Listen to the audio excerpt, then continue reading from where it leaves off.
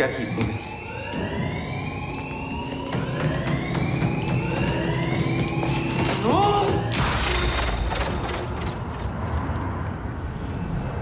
There really aren't that many games about time travel.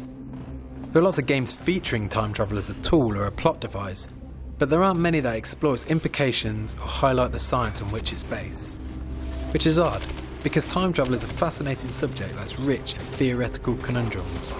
Happily, Remedy Entertainment, creators of the underappreciated Alan Wake and over-the-top neo-noir Max Payne 1 and 2, is remedying this with its upcoming third-person story shooter, Quantum Break. The premise is this.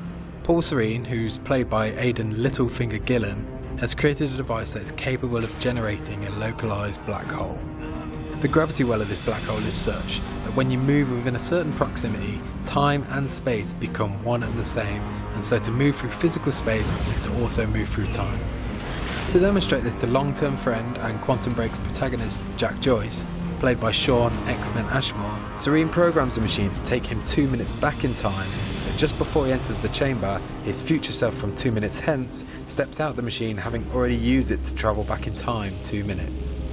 This path, it's already said it can't be changed. The past, the future, I've seen it. This and another early reveal concerning the shady Monarch solutions is exactly the kind of time travel scenario that's just complicated enough that it seems like it could make some plausible sense, if your brain would stop hurting long enough to be able to figure it out. Still, there's little time to be thinking too hard about theoretical physics, as you're soon thrust into the thick of the action after the story-focused first act depicts the inevitable moments where things start to go a little bit wrong. Getting you involved is the last thing I wanted. Where is he? Where's my brother?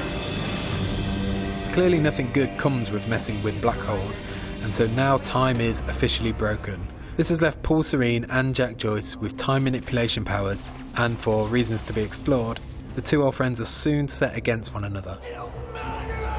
Playing as Joyce, your powers are unveiled in a quick succession and include the vanilla time vision, time dodge and time stop, as well as more familiar gunplay. The layout of many of the environments suggests Quantum Break should be played as a cover-based shooter, but in reality you only need to dive into cover when you're low on health. Outside of this, it's all dashing to and from enemies, freezing time to stack damage, and creating a stasis shield to give yourself some breathing room while the cooldown timers of your powers recharge. Combat is empowering. You're effectively a superhero after all, but throughout the first 4 acts of the game you rarely feel overpowered as groups of enemies work together to take you down. You're encouraged to make canny use of your powers in combination with one another to get close to enemies, rather than become over-reliant on sticking to cover and taking pot shots from afar. Combat in the opening hours of the game is entertaining, although the light puzzle sections that revolve around time manipulation do feel more contrived. They ask you to suspend your disbelief that some objects are susceptible to your powers, while the vast majority are not. Like Jack Joyce, Paul Serene has also been granted time powers, but his include the ability to glimpse outlines of events that will take place in the future. It's this ability that fuels Quantum Break's junction points, moments throughout the story where you'll have to make a choice that will affect both the live action show and future gameplay options.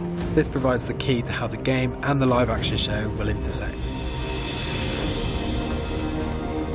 At the end of the first chapter of gameplay, you briefly take control of Paul Serene and have to make a choice on how to deal with events concerning Monarch solutions, which essentially comes down to whether you take the hard line against their public detractors or instead try to win them over with charm offensive and a slick PR campaign.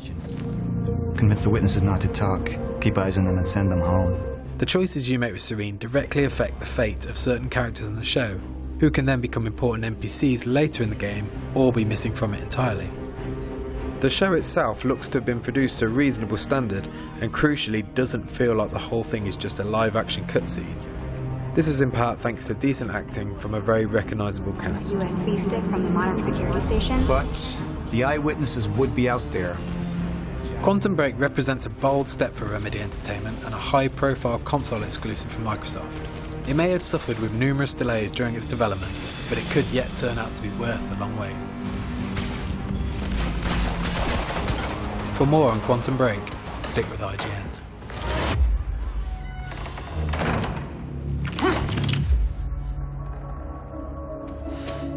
You're Jack Joyce.